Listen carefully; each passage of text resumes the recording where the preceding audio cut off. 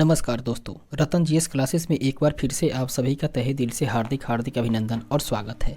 दोस्तों, बिहार पुलिस अवर सेवा आयोग अर्थात बीपीएसएससी के द्वारा आयोजित बिहार दरोगा पुलिस अवर निरीक्षक अर्थात बिहार पुलिस सब इंस्पेक्टर की जितने भी मुख्य और प्रारंभिक परीक्षा आयोजित करवाई गई हैं, उन सभी का क्वेश्चन बैंक के तौर पे हम लोग एनालिसिस कर रहे हैं। और अभी तक हम लोगों ने कुल मिला करके बात करें तो 11 सेट का अध्ययन हम लोग कर चुके हैं और इस सेशन में हम लोग 12वें सेट का अध्ययन करेंगे। दोस्तों, ये क्वेश्चन बैंक जो है वो पुलिस अवर निरीक्षक अर्थात पुलिस सब इंस्पेक्टर और प्रवर्तन अवर निरीक्षक, इन्फोर्समेंट सब इंस्पेक्टर और उत्पाद अवर निरीक्षक अर्थात एक्साइज सब इंस्पेक्टर के एग्जाम को आयोजित करवाया गया है। उन सब प्रश्न पत्रों को इसमें सम्मिलित किया गया है। तो दोस्तों, बिना विलंब किए हुए हम लोग डायरेक्ट चलते हैं अपने प्रश्न पत्र की ओर, जो कि 12वां सेट होगा। इस तरीके से सबसे पहले हम लोग देखते हैं इसके विषय सूची को। विषय सूची को देखने से ये पता चलता है कि दोस्तों अभी तक हम लोगों ने 11 सेट को पूर्ण रूप से कवर कर चुके हैं। और अभी तक यदि आप लोग उस वीडियो को नहीं देखे हों तो प्लेलिस्ट में जाकर के वहाँ से आप लोग उसे देख सकते हैं और लाभान्वित हो सकते हैं। दोस्तों, इस सेशन में हम लोग 12वें सेट का अध्ययन करेंगे, जो कि बिहार दरोगा पुलिस अवर निरीक्षक की परीक्षा आयोजित करवाई गई थी 22 दिसंबर 2019 के द्वितीय पाली में। उसके प्रश्न पत्र को हम लोग देखने वाले हैं। तो आइए बिना विलंब किए हुए डायरेक्ट हम लोग चलते हैं प्रश्न पत्र की ओर। सबसे पहले बात करते हैं दोस्तों इस सेट के बारे में। तो ये बिहार दरोगा पुलिस अवर निरीक्षक जिसकी प्रारंभिक परीक्षा आयोजित करवाई गई थी 22 दिसंबर 2019 को, और ये द्वितीय पाली में आयोजित करवाई गई परीक्षा का ये प्रश्न पत्र है। दोस्तों, इसमें हम लोग सबसे पहले देखते हैं पहले प्रश्न को।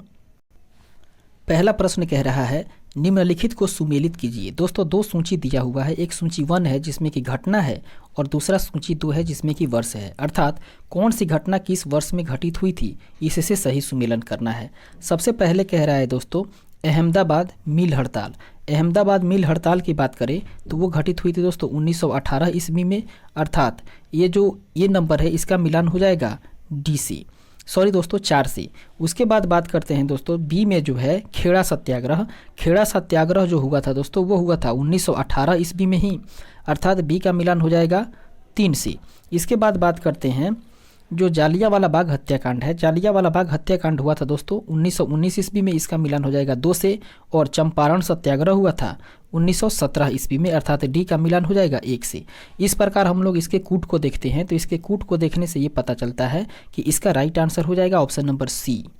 आगे बढ़ते हैं दोस्तों और देखते हैं दूसरे प्रश्न को, जो कि कह रहा है भारत में दोबारा चीता लाने के लिए राष्ट्रीय बाघ संरक्षण अथॉरिटी निम्न में से किस देश से चीता लाने की योजना बना रही है।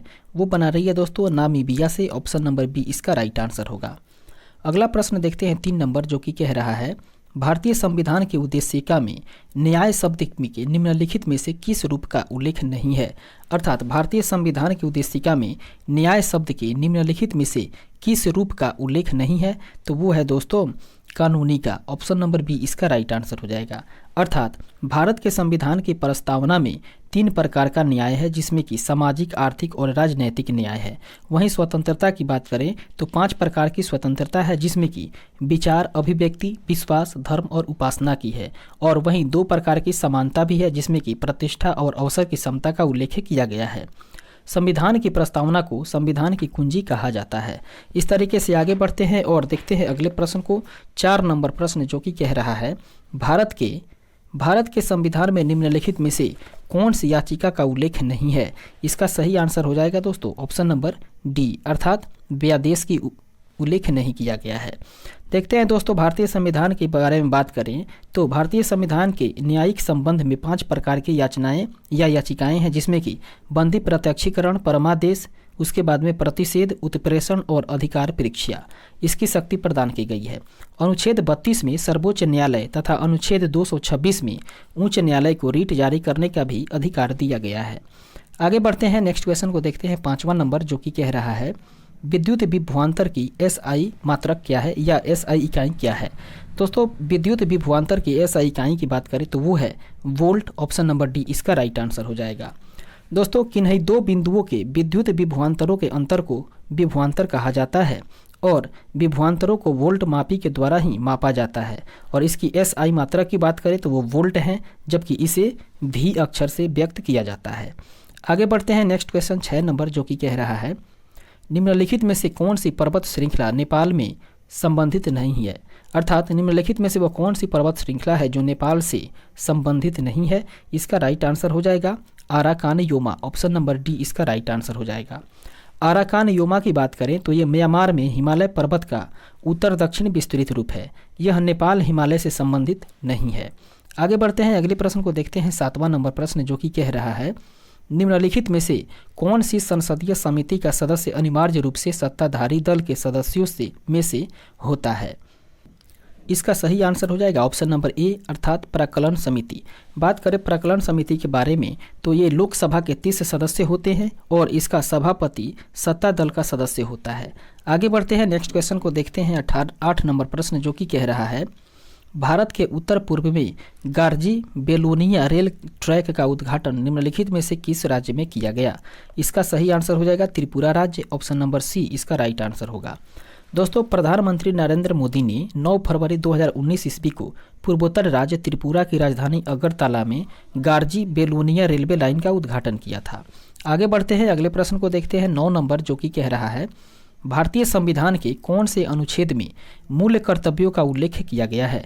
दोस्तों, भारतीय संविधान की बात करें तो वो अनुच्छेद है अनुच्छेद 51 को, जिसमें मूल कर्तव्यों का उल्लेख किया गया है। ऑप्शन नंबर सी इसका राइट आंसर हो जाएगा।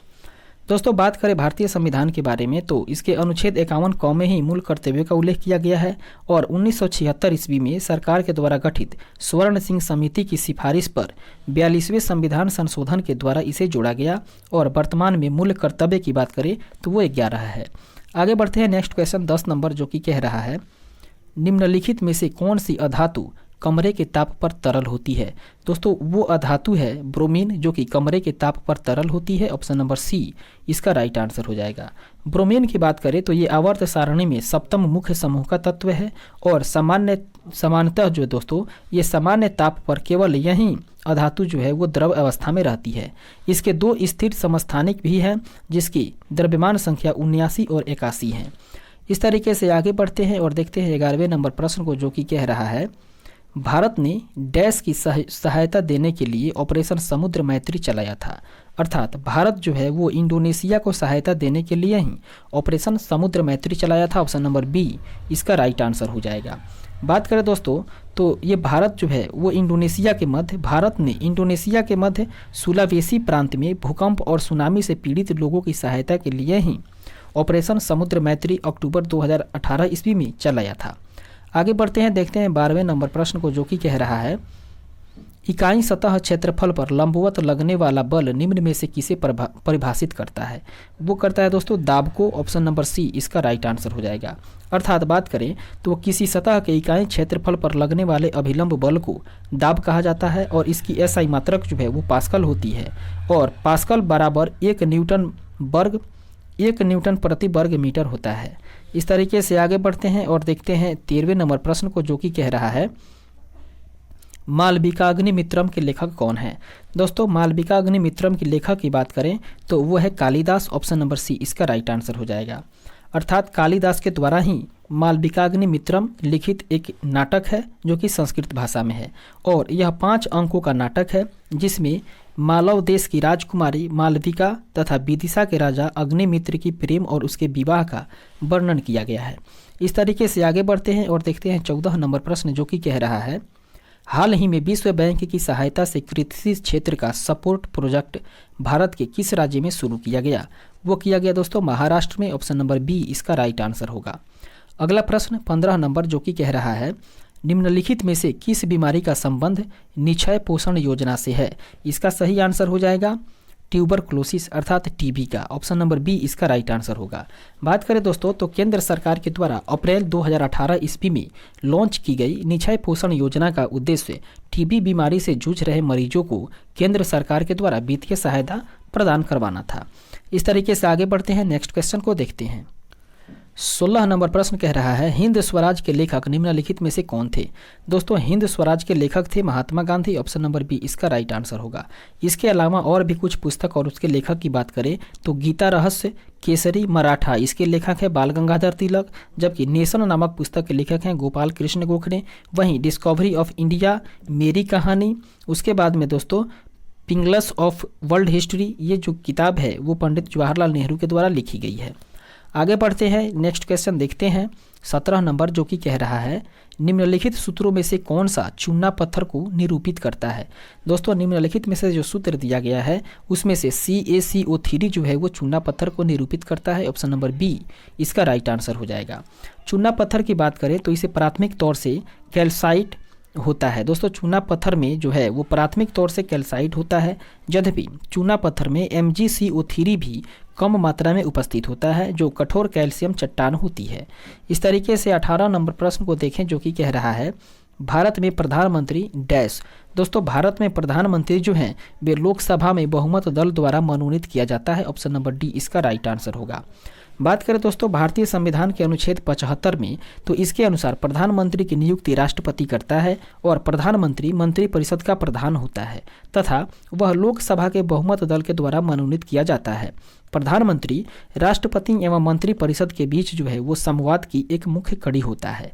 आगे बढ़ते हैं 19 नंबर प्रश्न, जो कि कह रहा है 66वां सीनियर पुरुष राष्ट्रीय कबड्डी चैंपियनशिप 2019 किसने जीता। इसका राइट आंसर हो जाएगा दोस्तों Indian railway, option number A इसका सही आंसर होगा। अगला प्रश्न 20 नंबर, जो कि कह रहा है सर चार्ल्स वुड का डिस्पैच या वुड प्रेशन भारतीय इतिहास में डैश के क्षेत्र में एक मील का पत्थर था। दोस्तों सर चार्ल्स वुड का डिस्पैच या वुड प्रेशन भारतीय इतिहास की बात करें तो वो बंगाल के क्षेत्र में एक मील का पत्थर था, ऑप्शन नंबर डी इसका राइट आंसर हो जाएगा। चार्ल्स वुड घोषणा पत्र की बात करें तो वो बोर्ड ऑफ कंट्रोल के प्रधान चार्ल्स वुड द्वारा 19 जुलाई 1854 ईस्वी को ही जारी किया गया था और इस घोषणा पत्र में भारतीय शिक्षा पर एक व्यापक योजना प्रस्तुत की गई थी जिसे वुड का डिस्पैच कहा गया। 100 अनुच्छेदों वाले इस प्रस्ताव में शिक्षा के उद्देश्य, माध्यम, सुधारों आदि पर विचार किया गया था।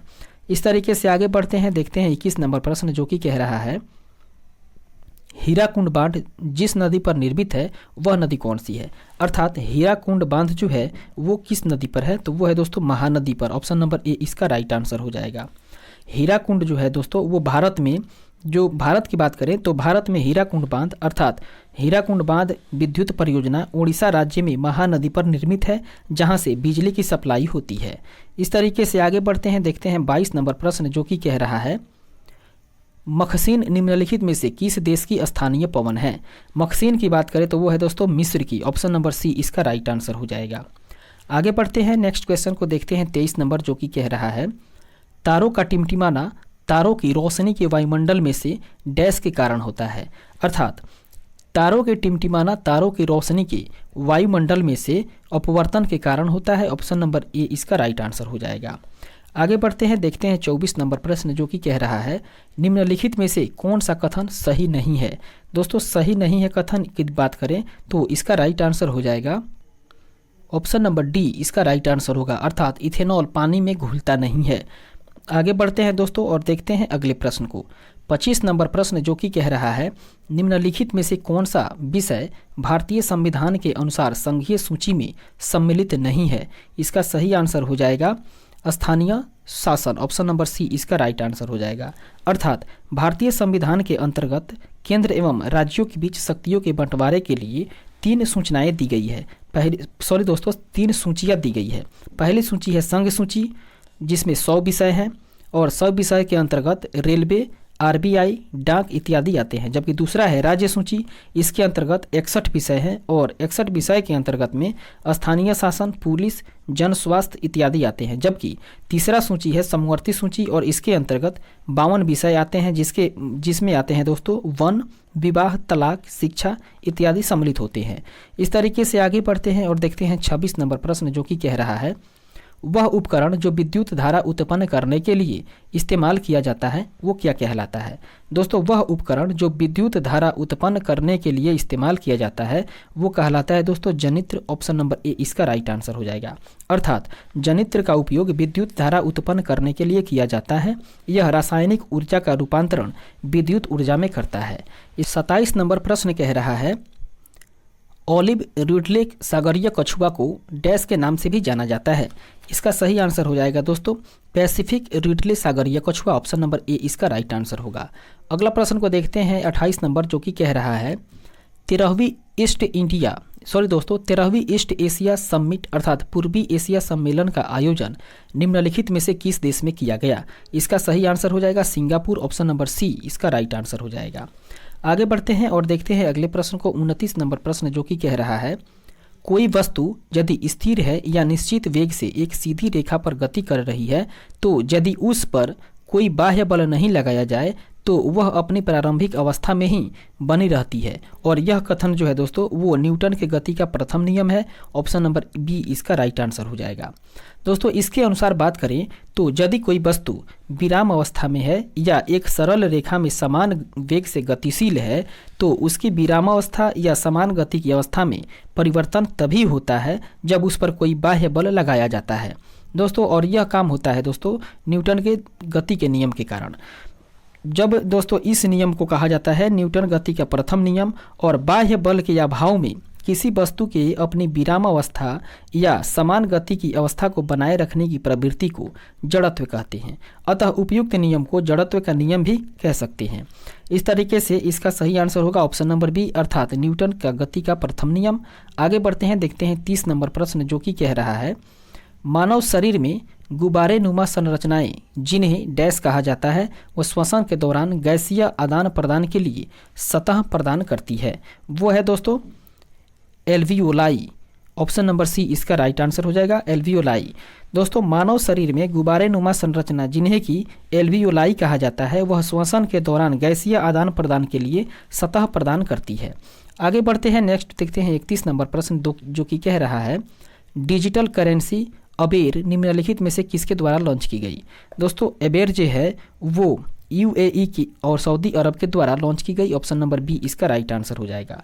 बात करें यूएई अर्थात संयुक्त अरब अमीरात और सऊदी अरब के बारे में तो संयुक्त अरब अमीरात और सऊदी अरब ने ही जनवरी 2019 में संयुक्त डिजिटल करेंसी अर्थात अबेर लॉन्च किया था। इस संयुक्त डिजिटल मुद्रा का उपयोग दोनों देशों के मध्य ब्लॉकचेन तथा डिस्ट्रीब्यूटेड लेजर टेक्नोलॉजी के बीच वित्तीय भुगतान के लिए किया जाएगा। आगे बढ़ते हैं, नेक्स्ट क्वेश्चन को देखते हैं 32 नंबर, जो कि कह रहा है जयप्रकाश पुल अर्थात जेपी सेतु निम्नलिखित में से किस नदी पर स्थित है? वो है दोस्तों गंगा नदी पर। ऑप्शन नंबर सी इसका राइट आंसर हो जाएगा। दोस्तों, दीघा से सोनपुर जो रेल सह सड़क जो है वो पुल अथवा जयप्रकाश पुल गंगा नदी पर पुल बना हुआ है जो कि पटना और सोनपुर को जोड़ता है। और इसकी लंबाई की बात करें तो वो 4556 मीटर है। आगे बढ़ते हैं और देखते हैं अगले प्रश्न को। इस तरीके से 33 नंबर प्रश्न, जो कि कह रहा है निम्नलिखित में से कौन से कथन सही नहीं है? सही है। बताना है कि निम्नलिखित में से कौन सा कथन सही है। तो सबसे पहले देखते हैं कथन को। पहला कथन जो कि कह रहा है भारत के केंद्रीय मंत्रिमंडल ने इसरो के टेक्निकल लाइजन यूनिट की मॉस्को में स्थापना की मंजूरी दी, जो कि बिल्कुल सही कथन है। इसके बाद आगे बढ़ते हैं, नेक्स्ट कथन को देखते हैं। दूसरा कथन है ILTU में इसरो के अधिकारी प्रतिनियुक्त होंगे। ये कथन भी बिल्कुल सही है।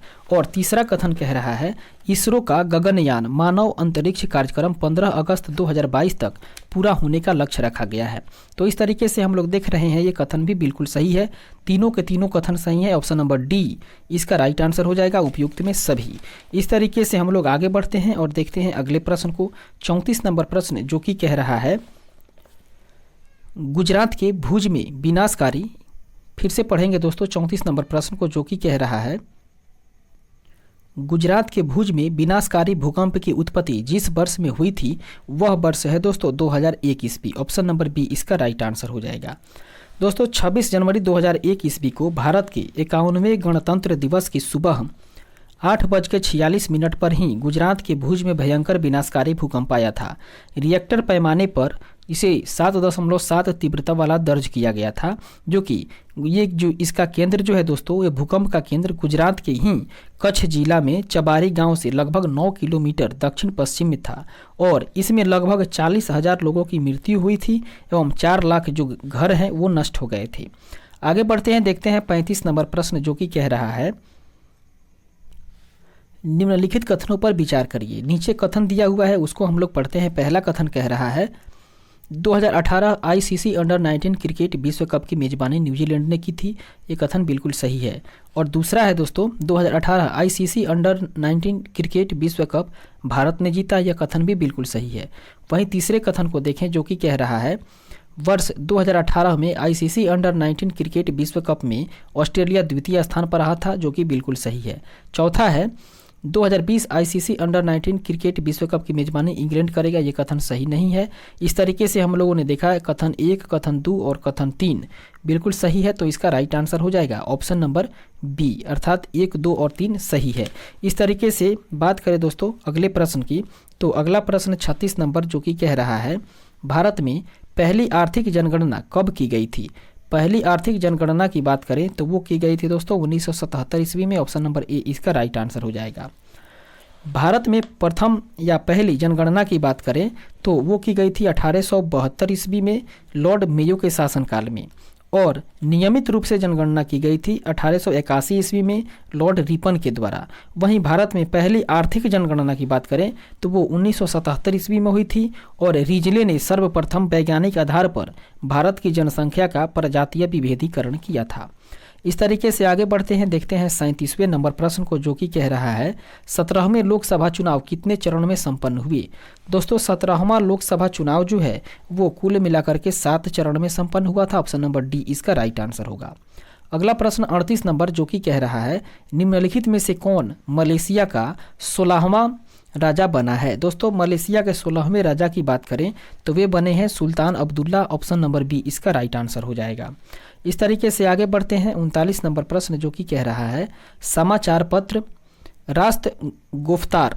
दोस्तों समाचार पत्र जो है वो राष्ट्र गुफ्तार अर्थात सच बताने वाला का संबंध निम्नलिखित में से किस धर्म के सुधारों से था।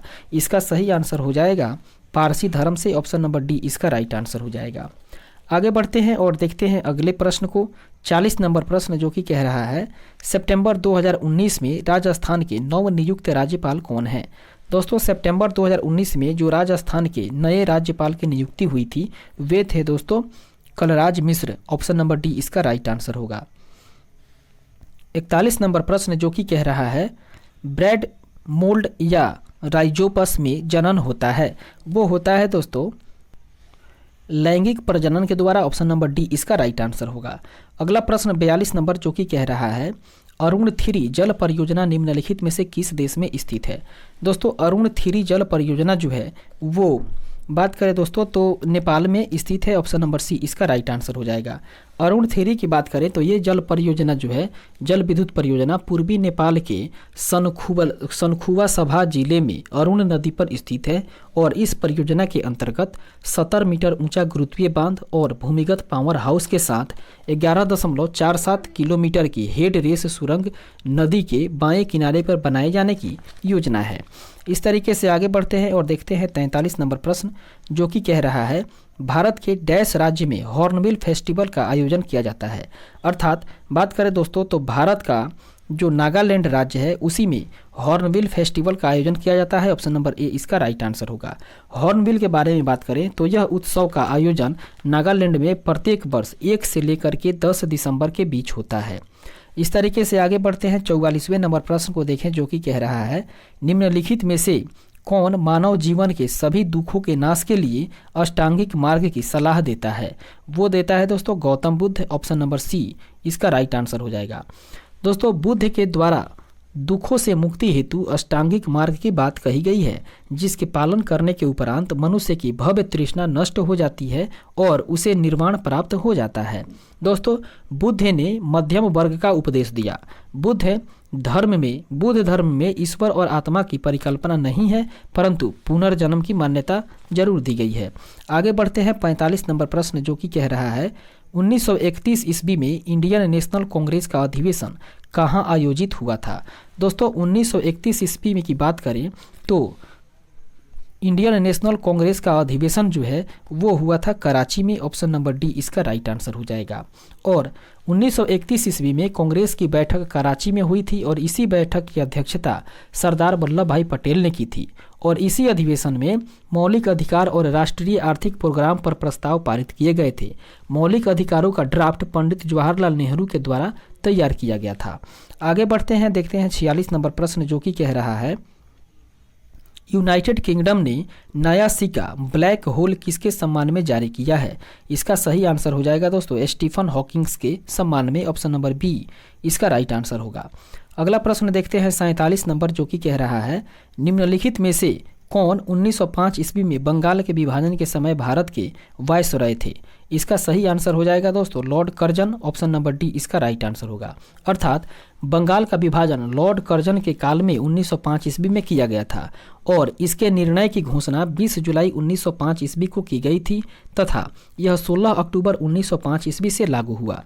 1911 ईस्वी के दिल्ली दरबार में बंगाल के विभाजन को निरस्त करने की घोषणा की गई लॉर्ड हार्डिंग के समय में। आगे बढ़ते हैं 48 नंबर प्रश्न, जो कि कह रहा है निम्नलिखित में से कौन सा लॉर्ड कर्जन का योगदान नहीं था। लॉर्ड कर्जन का योगदान जो नहीं था दोस्तों वो था सती प्रथा पर रोक लगाना। ऑप्शन नंबर डी इसका राइट आंसर होगा।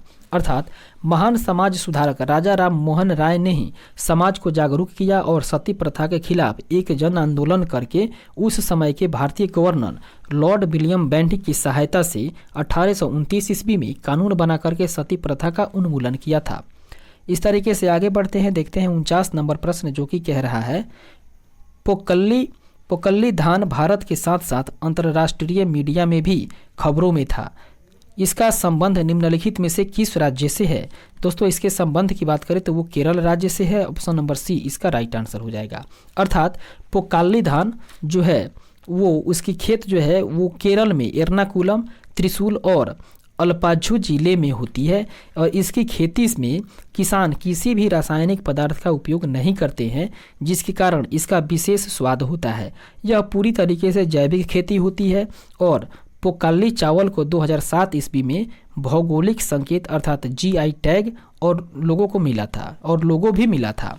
आगे बढ़ते हैं 50 नंबर प्रश्न को देखें, जो कि कह रहा है निम्न में से कौन सा अनुच्छेद धार्मिक कार्यों की प्रबंध की स्वतंत्रता से संबंधित है। इसका सही आंसर हो जाएगा अनुच्छेद 26। ऑप्शन नंबर ए इसका राइट आंसर हो जाएगा।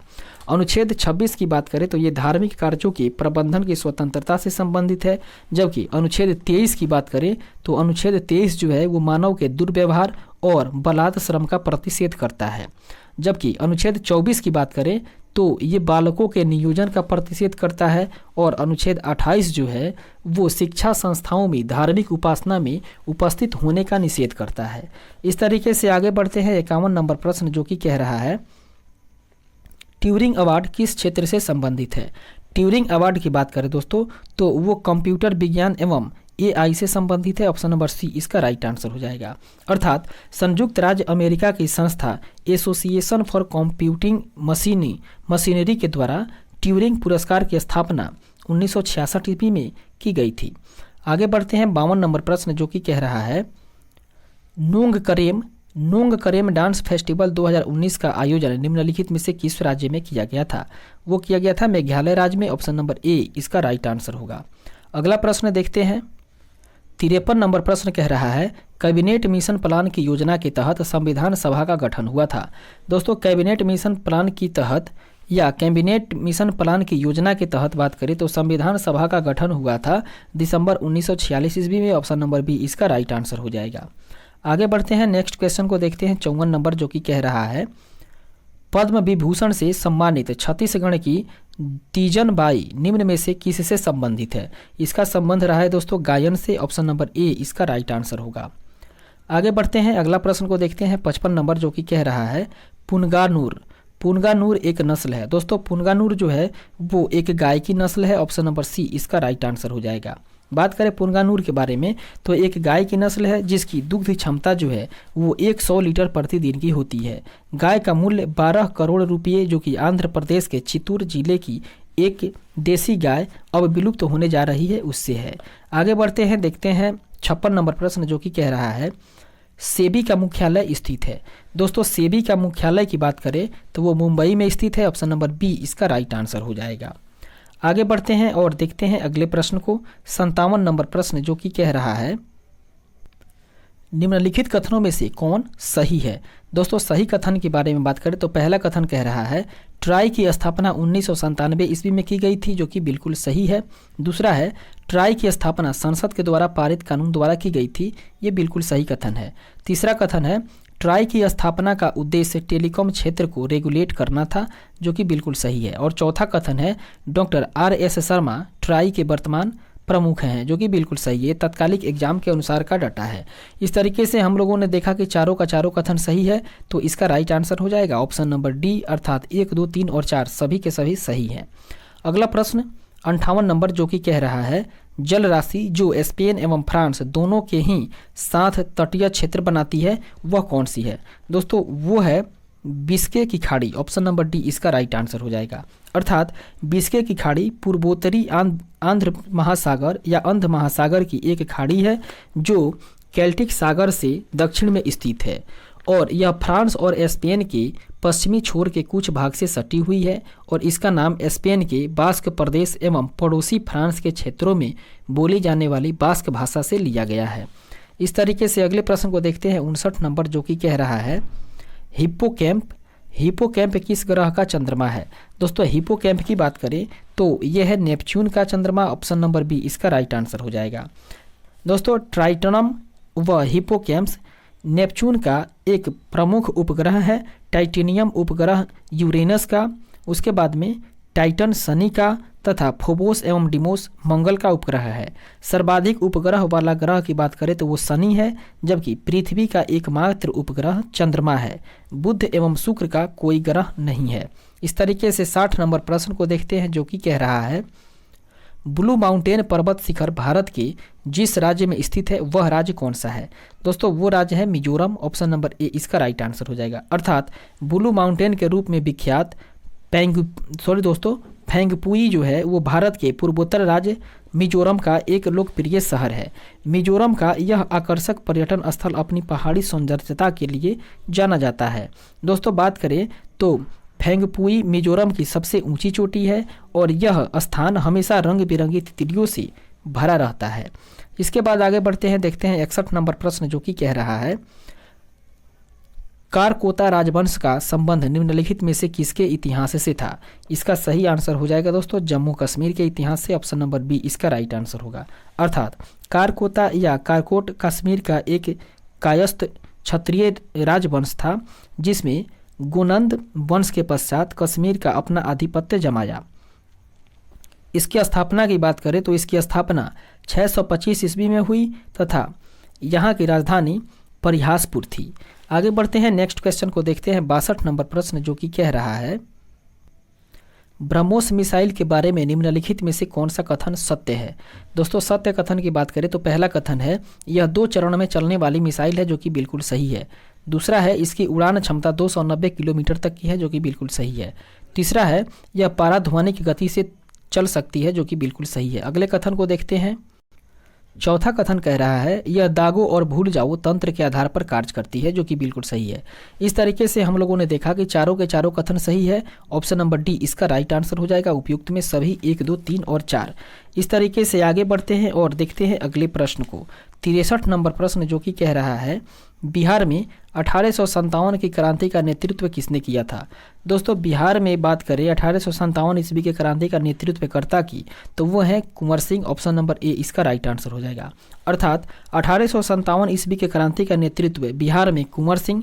इलाहाबाद की बात करें तो इलाहाबाद से लियाकत अली, कानपुर में नाना साहब तथा लखनऊ में बेगम हजरत महल ने किया था। तात्या टोपे का वास्तविक नाम की बात करें तो वे रामचंद्र पांडुरंग था और 1857 ईस्वी के क्रांति के समय भारत का गवर्नर जनरल लॉर्ड कैनिंग जबकि इंग्लैंड के प्रधानमंत्री पामस्टम हुआ करते थे। इस तरीके से आगे बढ़ते हैं और देखते हैं 64 नंबर प्रश्न जो कि कह रहा है निम्नलिखित में से किसको हाल ही में रैमन मैग्सेसे पुरस्कार 2019 से सम्मानित किया गया? वे हैं दोस्तों Ravish Kumar. Option number D इसका राइट आंसर हो जाएगा।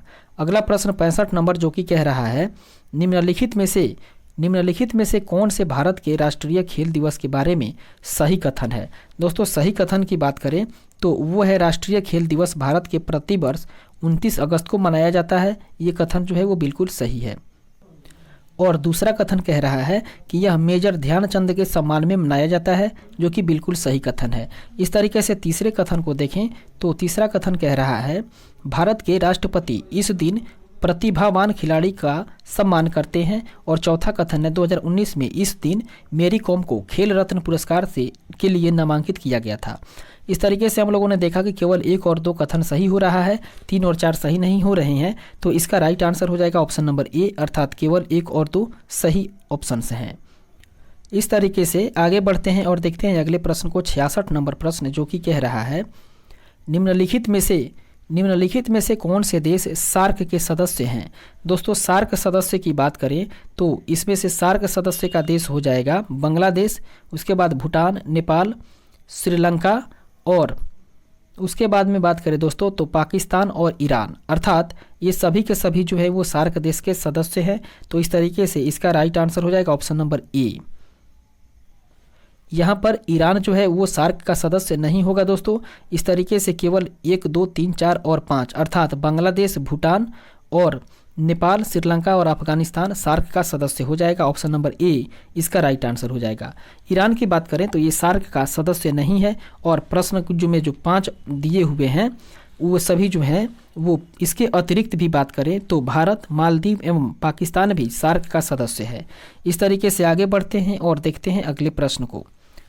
67 नंबर प्रश्न जो कि कह रहा है निम्नलिखित में से कौन ब्रह्म समाज के संस्थापक थे? दोस्तों ब्रह्म समाज के संस्थापक की बात करें तो वे राजा राम मोहन राय थे। ऑप्शन नंबर डी इसका राइट आंसर हो जाएगा। दोस्तों 20 अगस्त 1928 ईस्वी को महान समाज सुधारक राजा राम मोहन राय ने कोलकाता में ब्रह्म समाज की स्थापना की थी।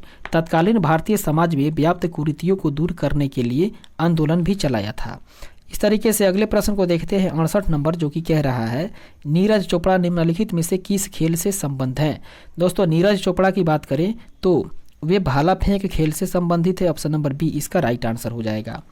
नीरज चोपड़ा एक भारतीय ट्रैक और फील्ड एथलीट प्रतिस्पर्धा में भाला फेंकने वाले खिलाड़ी हैं। 2016 ईस्वी के दक्षिण एशियाई खेलों में उन्होंने भारतीय राष्ट्रीय रिकॉर्ड की बराबरी करते हुए स्वर्ण पदक जीता। अभिनव बिंद्रा शूटिंग से संबंधित खिलाड़ी है। इसके बाद आगे बढ़ते हैं और देखते हैं 69 नंबर प्रश्न जो कि कह रहा है निम्नलिखित में से किसने विद्युत चुंबकीय प्रेरणन की खोज की थी? दोस्तों विद्युत चुंबकीय प्रेरणन की खोज करने वाले हैं फैराडे। ऑप्शन नंबर बी इसका राइट आंसर हो जाएगा। आगे बढ़ते हैं और देखते हैं अगले प्रश्न को। 70 नंबर प्रश्न कह रहा है भारतीय संविधान के कौन से अनुच्छेद के अनुसार उपराष्ट्रपति राष्ट्रपति के रूप में कार्य अथवा उसके कृत्यों का निर्वहन कर सकता है? इसका सही आंसर हो जाएगा दोस्तों अनुच्छेद 65 के तहत। ऑप्शन नंबर डी इसका राइट आंसर होगा। आगे बढ़ते हैं नेक्स्ट क्वेश्चन देखते हैं 71 नंबर जो कि कह रहा है मारायूर सुर्खियों में था। मारायूर सुर्खियों में था क्योंकि इसे जीआई टैग दिया गया था और यह है दोस्तों एक हस्तकला। ऑप्शन नंबर सी इसका राइट आंसर हो जाएगा। अर्थात मारायूर केरल में इडुक्की की हस्तकला है। आगे बढ़ते हैं और देखते हैं अगले प्रश्न को। 72 नंबर जो कि कह रहा है डैश के सदस्य की सदस्यता हैरी सहवाल कहते हैं, अर्थात हरी सहवाल कहते हैं। दोस्तों इसका सही आंसर हो जाएगा क्लोरोफाइसी, अर्थात क्लोरोफाइसी के सदस्य को सामान्यतया हरी सहवाल कहते हैं। ऑप्शन नंबर बी इसका राइट आंसर हो जाएगा।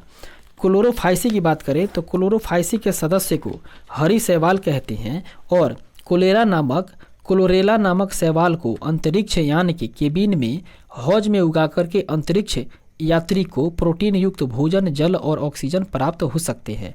दोस्तों शैवालों के अध्ययन को फाइकोलॉजी, कवक के अध्ययन को माइकोलॉजी तथा लाइकेन के अध्ययन को लाइकेनोलॉजी कहते हैं। इसके बाद आगे बढ़ते हैं और देखते हैं 73 नंबर प्रश्न जो कि कह रहा है निम्नलिखित में से कौन सा कथन भारत के उपराष्ट्रपति चुने जाने की अर्हता के संबंध में सही नहीं है? इसका सही आंसर हो जाएगा ऑप्शन नंबर सी, अर्थात वह लोकसभा का सदस्य निर्वाचित होने के लिए आरहित हैं। दोस्तों बात करें तो कोई व्यक्ति उपराष्ट्रपति निर्वाचन होने के लिए योग्य तभी होगा जब वह भारत का नागरिक हो, 35 वर्ष की आयु पूरी कर चुका हो। तीसरी कंडीशन है राज्यसभा का सदस्य निर्वाचित होने के योग्य हो, और चौथा कंडीशन है निर्वाचन के समय किसी भी प्रकार की लाभ के पद पर नहीं हो। उपराष्ट्रपति जो है वो राज्यसभा का सदस्य नहीं होता है। इस तरीके से आगे बढ़ते हैं और देखते हैं अगले प्रश्न को। 74 नंबर प्रश्न जो कि कह रहा है सियाचिन हिम नदी स्थित है। दोस्तों सियाचिन हिम नदी या सियाचिन हिम ग्लेशियर की बात करें तो वे काराकोरम श्रेणी में स्थित है। ऑप्शन नंबर ए इसका राइट आंसर हो जाएगा। आगे बढ़ते हैं अगले प्रश्न को देखते हैं। 75 नंबर प्रश्न जो कि कह रहा है पृथ्वी दिवस मनाया जाता है। पृथ्वी दिवस मनाया जाता है दोस्तों 22 अप्रैल को। ऑप्शन नंबर ए इसका राइट आंसर हो जाएगा। और भी कुछ दिवस को देखें तो जैव विविधता दिवस मनाया जाता है 22 मई को, जबकि विश्व जल संरक्षण दिवस मनाया जाता है 22 मार्च को। वहीं विश्व पर्यावरण दिवस की बात करें तो वे 5 जून को मनाया जाता है, और अंतर्राष्ट्रीय योग दिवस 21 जून को मनाया जाता है, जबकि विश्व वन्य दिवस मनाया जाता है दोस्तों 3 मार्च को। इस तरीके से आगे बढ़ते हैं और देखते हैं 76 नंबर प्रश्न को जो कि कह रहा है वेरीनाग निम्नलिखित में से किस भारतीय नदी का उद्गम स्थल है। वेरीनाग की बात करें तो वह है दोस्तों झेलम नदी का उद्गम स्थल। ऑप्शन नंबर ए इसका राइट आंसर हो जाएगा। अर्थात झेलम उत्तरी भारत में बहने वाली एक नदी है जिसका प्राचीनतम नाम बितस्ता है, और इसका उद्गम स्थल जम्मू कश्मीर की शेषनाग या वेरीनाग से है। इसकी लंबाई की बात करें तो यह लगभग 725 किलोमीटर की है, और यह पाकिस्तान में जाकर के झंगके के निकट चिनाव नदी में मिल जाती है। इस तरीके से आगे बढ़ते हैं और देखते हैं 77 नंबर प्रश्न को जो कि कह रहा है वर्ष 2020 में ओलंपिक खेलों की मेजबानी करेगा। अर्थात 2020 ईस्वी में जो ओलंपिक खेल हुआ था उसका मेजबानी करने वाला देश था दोस्तों जापान। ऑप्शन नंबर सी इसका राइट आंसर होगा। अगला प्रश्न देखते हैं 78 नंबर जो कि कह रहा है निम्नलिखित में से कौन सी ऊष्मा की इकाई नहीं है। दोस्तों ऊष्मा की इकाई की बात करें तो वो फोन जो है वो ऊष्मा की इकाई नहीं है। ऑप्शन नंबर डी इसका राइट आंसर हो जाएगा। ऊष्मा का एसआई मात्रक होता है दोस्तों जूल, और इसके लिए कुछ मात्रक का प्रयोग किया जाता है जिसमें कि होता है दोस्तों कैलोरी और जूल। इस तरीके से आगे बढ़ते हैं और देखते हैं अगले प्रश्न को। 79 नंबर प्रश्न जो कि कह रहा है भारत और श्रीलंका के मध्य संयुक्त सैन्य युद्धाभ्यास है। दोस्तों भारत और श्रीलंका के मध्य संयुक्त सैन्य युद्धाभ्यास की बात करें तो वो है मित्र शक्ति। ऑप्शन नंबर ए इसका राइट आंसर हो जाएगा। अर्थात श्रीनेक्स और मित्र शक्ति भारत और श्रीलंका के बीच, जाइमैक्स और सहयोग कैजिन भारत तथा जापान के बीच, उसके बाद में नसीन अल नहर और अलनगाह भारत और ओमान के बीच, जबकि वरुण तथा शक्ति भारत और फ्रांस के बीच की संयुक्त सेनाभ्यास है। इसके बाद आगे बढ़ते हैं 80 नंबर प्रश्न को देखें जो कि कह रहा है राष्ट्रीय उद्यान जो भारत एवं नेपाल की सीमा पर गंडक नदी के तट पर स्थित है वह कौन सा है। दोस्तों वह राष्ट्रीय उद्यान जो भारत और नेपाल की सीमा पर गंडक नदी पर स्थित है वह है वाल्मीकि नेशनल पार्क। अर्थात ऑप्शन नंबर सी इसका राइट आंसर हो जाएगा, वाल्मीकि नेशनल पार्क। दोस्तों बात करें इसके बारे में तो भारत का प्रथम राष्ट्रीय उद्यान जिम कार्बेट राष्ट्रीय उद्यान है जो कि हेली नेशनल पार्क के नाम से भी जाना जाता है, और ये उत्तराखंड में है। भारत का सबसे बड़ा राष्ट्रीय उद्यान हेमिस जो कि लद्दाख में है, और वाल्मीकि नेशनल पार्क भारत और नेपाल की सीमा पर ग्रेट हिमालयन नेशनल पार्क जो कि हिमाचल प्रदेश में है, और नंदा देवी नेशनल पार्क उत्तराखंड में है। दोस्तों देश में सर्वाधिक राष्ट्रीय उद्यान जो है वो मध्य प्रदेश में स्थित है। आगे बढ़ते हैं और देखते हैं अगले प्रश्न को जो कि 81 नंबर प्रश्न जो कि कह रहा है प्रथम आंग्ल सिख युद्ध निम्नलिखित में से किस वर्ष हुआ था। प्रथम आंग्ल सिख युद्ध की बात करें तो वो हुआ था दोस्तों 1845-46 ईस्वी में। ऑप्शन नंबर बी इसका राइट आंसर हो जाएगा। अर्थात प्रथम आंग्ल सिख युद्ध पंजाब के सिख राज तथा अंग्रेजों के बीच में 1845-46 ईस्वी में हुआ था, और इसके परिणाम स्वरूप सिख राज्य का कुछ हिस्सा अंग्रेजी राज्य का हिस्सा बन गया, और प्रथम सिख युद्ध का प्रथम रण जो है वो मुकदी में हुआ था। इस तरीके से आगे बढ़ते हैं और देखते हैं अगले प्रश्न को। 82 नंबर प्रश्न जो कि कह रहा है निम्नलिखित में से किसके द्वारा poverty and on British rule in India नामक पुस्तक लिखी गई थी। दोस्तों ये पुस्तक लिखा गया था दादा भाई नौरोजी के द्वारा। ऑप्शन नंबर सी इसका राइट आंसर हो जाएगा। अर्थात दादा भाई नौरोजी के द्वारा ही लिखी गई पुस्तक poverty and un British rule in India तथा रस्त गुफ्तार है। दोस्तों दादा भाई नौरोजी को भारत के पितामह अर्थात grand old man of India के नाम से भी जाना जाता है और इन्होंने कांग्रेस के द्वितीय अधिवेशन जो कि 1886 ईस्वी में हुआ था उसकी अध्यक्षता की थी कोलकाता में, जबकि ब्रिटिश हाउस ऑफ कॉमन्स का चुनाव उदारवादी पार्टी से लड़ने वाला सर्वप्रथम भारतीय जो है वो दादा भाई नौरोजी ही थे। इस तरीके से आगे बढ़ते हैं और देखते हैं 83 नंबर प्रश्न जो कि कह रहा है रंगाथिट्टू पक्षी अभ्यारण्य स्थित है। रंगाथिट्टू पक्षी अभ्यारण्य की बात करें तो वह है दोस्तों कर्नाटक में, ऑप्शन नंबर बी इसका राइट आंसर हो जाएगा। और कर्नाटक के जो मांड्या जिला है उसी में ये पक्षी अभ्यारण्य है। इस तरीके से आगे बढ़ते हैं और देखते हैं 84 नंबर प्रश्न को।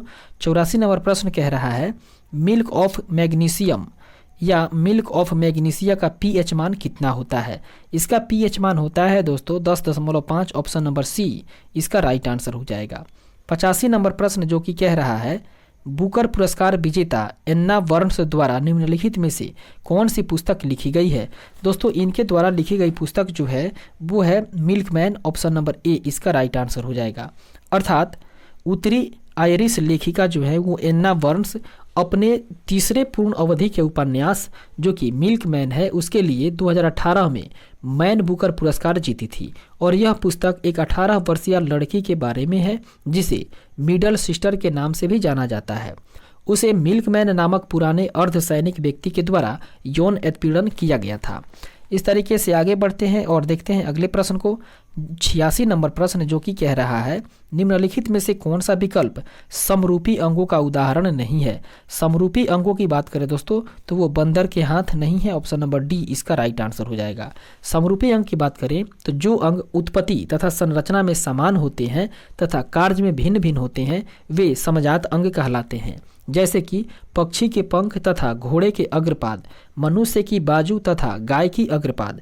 जो अंग समान कार्य करते हैं तथा देखने में भी समान हैं लेकिन उनकी उत्पत्ति और संरचना भिन्न है वे समरूप अंग कहलाते हैं, जैसे कीट के पंख तथा पक्षी चमगादड़ के पंख और चने के पौधे तथा मटर के पौधे का प्रतान। इस तरीके से आगे बढ़ते हैं और देखते हैं 87 नंबर प्रश्न को जो कि कह रहा है निम्नलिखित में से कौन 2019 के रसायन विज्ञान के क्षेत्र में नोबेल पुरस्कार विजेताओं की सूची में नहीं है। दोस्तों वे है George Smith, option number D इसका राइट आंसर हो जाएगा। वे इस सूची में सम्मिलित नहीं है। इस तरीके से आगे बढ़ते हैं 88 नंबर प्रश्न जो कि कह रहा है भारतीय संविधान का अनुच्छेद 123 राष्ट्रपति को शक्ति देता है।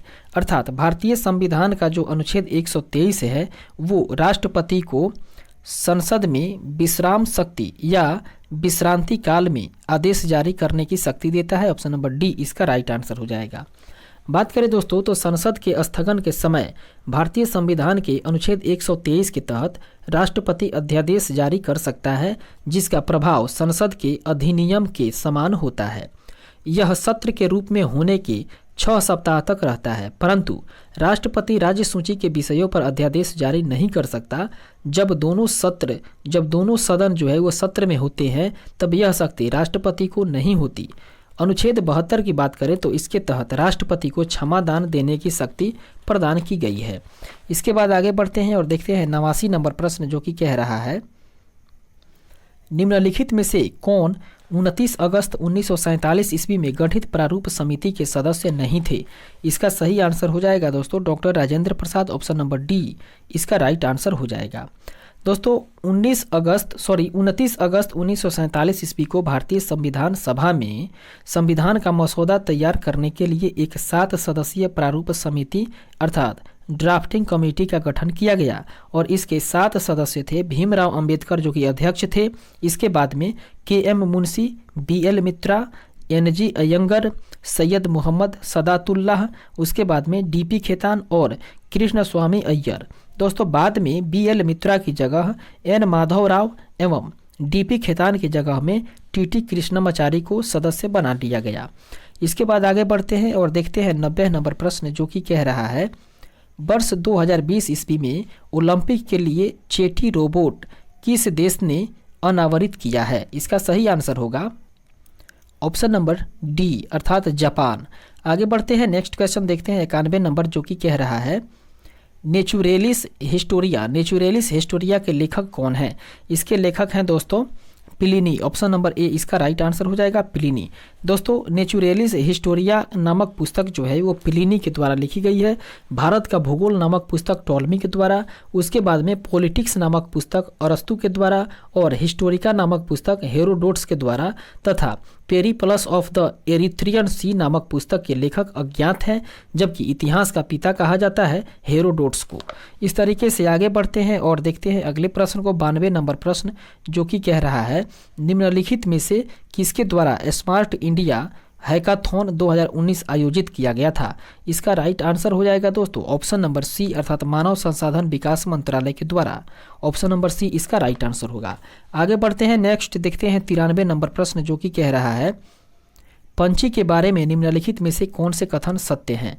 पंछी के बारे में सत्य कथन की बात करें, सत्य कथन हो जाएगा यह निशांत नामक यूएवी का एक संस्करण है।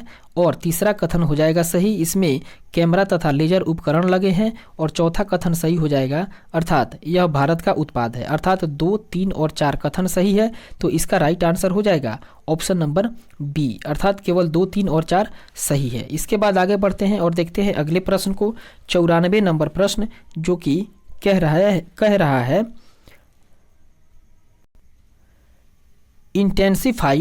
इंटेंसिफाइड अर्थात तीव्र मिशन इंद्रधनुष का संबंध निम्नलिखित में से किस क्षेत्र से है?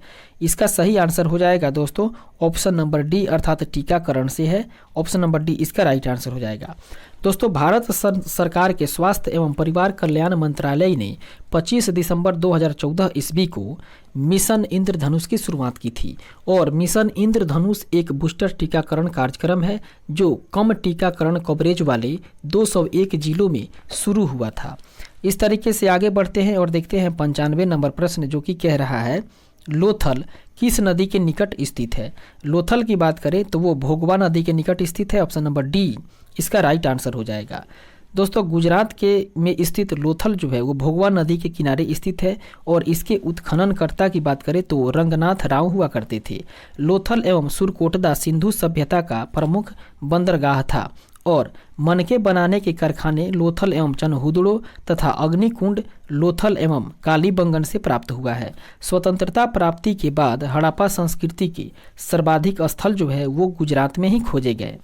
इस तरीके से आगे बढ़ते हैं और देखते हैं 96 नंबर प्रश्न को, जो कि कह रहा है अजीत ने एक पेन ड्राइव जिसकी कीमत मूल्य के 4/5 भाग के मूल्य से खरीदा और इसके अंकित मूल्य जो है अंकित मूल्य के 20% ज़्यादा मूल्य पर बेच दी, तो अजीत का लाभ प्रतिशत क्या होगा? दोस्तों इसका सही आंसर हो जाएगा ऑप्शन नंबर डी अर्थात इसका लाभ प्रतिशत हो जाएगा 50%। इसे कॉपी पेन पे आप लोग बना सकते हैं क्योंकि डिस्प्ले पे उतना स्पेस है नहीं बनाने का। फिलहाल आगे बढ़ते हैं और देखते हैं 97 नंबर प्रश्न, जो कि कह रहा है किसी धनराशि का 10% वार्षिक ब्याज की दर से 3 वर्ष का साधारण ब्याज और चक्रवृद्धि ब्याज का अंतर 170.5 रुपये है, तो वह धनराशि कितनी होगी? दोस्तों वो धनराशि हो जाएगी 5500 रुपये। ऑप्शन नंबर ए इसका राइट आंसर हो जाएगा। अगला प्रश्न देखते हैं 98 नंबर, जो कि कह रहा है यदि एक भिन्न के अंश को 20% बढ़ा दिया जाए और हर को 10% कम कर दिया जाए तो भिन्न 3/2 बन जाती है, तो मूल्य भिन्न का मान कितना हो जाएगा? दोस्तों इसमें मूल्य को x और y के रूप में माना जाएगा, तो भिन्न हो जाएगा x/y हो जाएगा। और कह रहा है कि इसमें अंश को 20% बढ़ा दिया गया अर्थात x का x/20 हो जाएगा बटा 100 हो जाएगा। उसके बाद में y को 10% कम किया गया है हर को, तो यहाँ पर y का 10% हर कम करने पे 90% हो जाएगा, 90/100 हो जाएगा। इसको हल करने पर आएगा दोस्तों इसका सही आंसर आएगा 9/8 अर्थात ऑप्शन नंबर ए इसका राइट आंसर हो जाएगा। आगे बढ़ते हैं 99 नंबर प्रश्न को देखते हैं, जो कि कह रहा है ए अकेले एक काम को 16 घंटे में, बी अकेले 20 घंटे में तथा सी अकेले 24 घंटे में पूरा कर सकता है, तो तीनों मिल करके इस काम को पूरा किया। तीनों मिल के काम को पूरा किया जिसकी मजदूरी 777 रुपया मिली। मजदूरी में बी का हिस्सा कितना होगा? दोस्तों मजदूरी में बी का हिस्सा हो जाएगा 252 रुपये। ऑप्शन नंबर बी इसका राइट आंसर होगा। इस तरीके से अगले प्रश्न को देखते हैं 100 नंबर प्रश्न और इस सेशन का आखिरी प्रश्न, जो कि कह रहा है 1000 रुपये अंकित मूल्य की एक वस्तु को एक दुकानदार खरीदता है तथा 10% एवं 20% की 2 क्रमागत छूट प्राप्त करता है। वह परिवहन आदि पर क्रय मूल्य का 10% खर्च करता है। वह वस्तु को किस मूल्य पर बेचे ताकि उसे 15% का लाभ हो। इस तरीके से इसका सही आंसर जो है वो हो जाएगा दोस्तों 910 रुपया 80 पैसे में बेचेगा तब उसे 15% का लाभ होगा।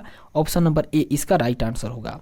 तो इस तरीके से हम लोगों ने यहाँ पर 12वें सेट को भी पूर्ण रूप से कवर कर लिए हैं और अब मिलेंगे हम लोग अगले सेट को देखेंगे अगले वीडियो में। उसमें हम लोग जिक्र करेंगे अगले सेट के बारे में। तब तक के लिए धन्यवाद। जय हिंद।